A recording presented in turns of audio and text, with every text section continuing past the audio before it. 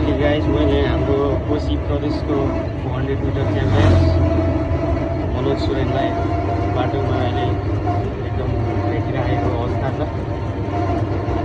एकदम भाइको रनिङ एकदम राम्रो र बवाल उत्कृष्ट रहिरहेछ। अहिलेसम्म लगभग 2.5 किलोमिटर भयो होला सँगसँगै हिँडिरहेछ होइन।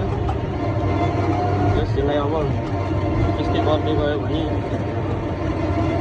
राम्रो गर्नेछ भन्ने आश छ। यसलाई उत्तर प्रगतिको शुभकामना। अब हाम्रो आउन लागेको जिल्ला गेम रतनमाई नगरपालिकाबाट मनोज सुरेन पुग्छ भने हुम्लाबारी नगरपालिकाबाट म पुग्नेछु।